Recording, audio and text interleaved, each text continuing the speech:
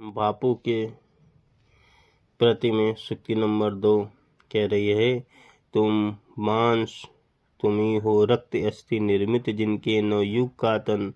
तुम धन्य तुम्हारा निस्वार्थ त्याग है, विश्व भोग का वर साधन। इस भस्म काम तन की रज से जग पूर्ण काम नव जीग जीवन। बनेगा सत्य अहिंसा के तानो बानो से अपनापन मानोपन। तो इसमें जो प्रसंग है वो ये लिखेंगे कि पंत ने युग पुरुष महात्मा गांधी की स्तुति की है और महात्मा गांधी के सत्य और अहिंसा के द्वारा विश्व में किस प्रकार से सन्मय स्थापित हुआ है उसका संदेश व्यक्ति को दिया है। कह रहे हैं, तुम मांस तुम्ही हो, रक्त अस्थि निर्मित जिनके नौ युग का तन। कह रहे हैं, पंत जी कह रहे हैं कि इस युग जो युग पुरुष है महात्मा गांधी के बारे में कह रहे हैं कि हे बापू, तुम्हारा शरीर से दुर्बल और मांस और रक्त से हीन हो, तुम्हारा शरीर हड्डियों का ढांचा मात्र है। तुम मांस तुम्ही हो, रक्त अस्थि निर्मित जिनसे नवयुग का तन। कह रहा है कि हे बापू, तुम शरीर से दुर्बल तथा मांस और रक्त से हीन हो, तुम्हारा शरीर हड्डियों का ढांचा मात्र है। उसे देखकर ऐसा प्रतीत होता है कि तुम्हारे शरीर में अस्थियां भी शेष नहीं है, यानी तुम्हारा जो शरीर है वो 1.5 पसरी का है, ऐसा कह सकते हैं। तुम धन्य तुम्हारा निस्वार्थ त्याग है, विश्व भोग का घर साधन। कह रहे हैं, तुम पवित्र ज्ञान से युक्त आत्मा वाले हो, तुम में प्राचीन और नवीन आदर्शों का समन्वय है, अर्थात कह सकते हैं।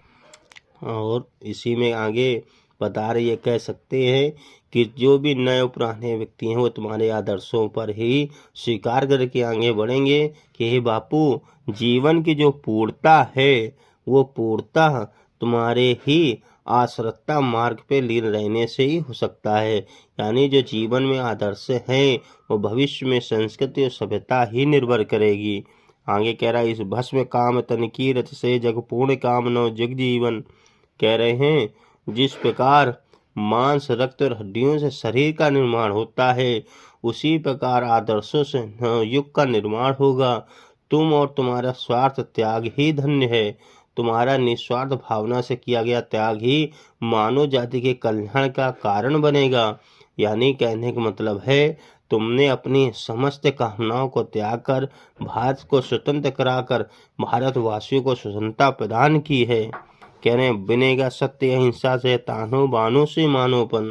कह रहे हैं, इस प्रकार से यह नवीन जगत अब अपनी इच्छाओं और भावनाओं को भस्म करके उसकी धूल से सत्य और अहिंसा के सिद्धांतों को प्राप्त करेगा। इससे मानव जीवन सुख और समृद्धि बन सकेगा। अगर देखा जाए तो पूरी की व्याख्या यही होगी कि महात्मा गांधी का जो शरीर है वो दुर्बल है, मांस और रक्त से हीन है और तुम्हारा शरीर हड्डियों का ढांचा मात्र है। ऐसा देखकर लगता है जैसे इसमें अस्थियां ही शेष रह गई, यानी 1.5 पसरी के ही आप लगते हैं। तुमने प्राचीन और नवीन के आदर्श हैं। इन्हीं सबको देखते हुए अगर कहा जाए कि जिस प्रकार मांस रक्त और हड्डी से शरीर का निर्माण होता है उसी प्रकार तुम्हारे सत्य आदर्शों से नवयुग का निर्माण होगा। तुम और तुम्हारा स्वार्थ त्याग ही धन है, तुम्हारे निस्वार्थ भावना से किया गया त्याग ही मानव जाति के कल्याण का कारण बनेगा। और यह नवीन जगत अब अपनी इच्छाओं और भावनाओं को भस्म करके उसकी धूल से सत्य और अहिंसा के सिद्धांत को प्राप्त करेगा। इससे मानव जीवन को सुखी और समृद्धि बन सकेगा।